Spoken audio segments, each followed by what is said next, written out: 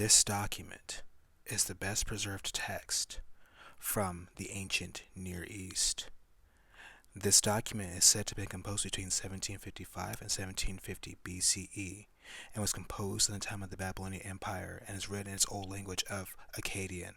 This document covers family, criminal, property, and commercial law. This document governed law in the form of if-then statements and popularized the phrase an eye for an eye. This document is not written on paper or papyrus but etched into a 7-foot-high steel basalt stela.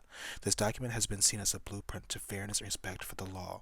This document has been heralded as one of the most important monuments in human history and a moral political masterpiece. This document is known as the Code of Hammurabi.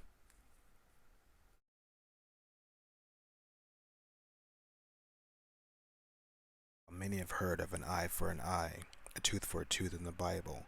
Many people do not realize that Hammurabi was down with the laws of retribution first, and his laws predate the Bible.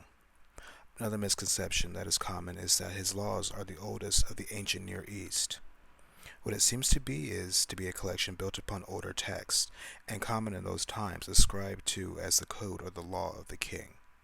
The Hammurabi Code was the oldest well-preserved text, but was outdated by the laws of Ur-Nammu of the Ur of Chaldees, and the Sumerian Code ascribed to the King Lipit-Ishtar of Isin by at least 2 centuries. In the Code of Hammurabi, one can find laws relating to family, criminal, property, and commercial law, totaling 282 laws, rules, and statutes that also varied based on status and gender. Based on the rules of Hammurabi, the elders of the city were to prescribe punishments based on crimes, and many of the punishments lent themselves to death or disfigurement. If you struck your parent, your hand was hewn off. If you killed the child of a pregnant free woman, your daughter would be killed, but if you killed the baby of a pregnant slave, well, you get a fine. If you were a woman caught having an affair, you and your side piece would find yourselves tied up and at the bottom of the lake. If you brought false witness against thy neighbor, and it was proven that you lied, you die.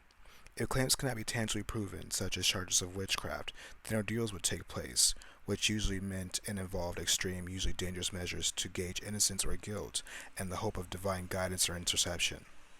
Most commonly it involved a lake and seeing of one drowned. If the person drowned, their property would go to their accuser. If the person survived the ordeal, then the accuser would be drowned and forfeit his property to the accused. While there is a lot of darkness in the laws, the Code of Hammurabi did mandate a minimum wage based on the type of job, and also started off with a premise and presumption of innocence until proven guilty. It also allowed parties in dispute to bring forth evidence, present their case, and even call witnesses. The effects of the Code of Hammurabi can be seen in Babylonian life and Mosaic law. The laws and commandments of the Holy Bible that manes across the world are influenced by and built their laws around to this day. So before you think of slapping someone, of putting your hands on your parents, cheating on your spouse, or lying on your neighbor, ask yourself this question: WWHDTM, what would Hammurabi do to me, and would it be worth me dying over?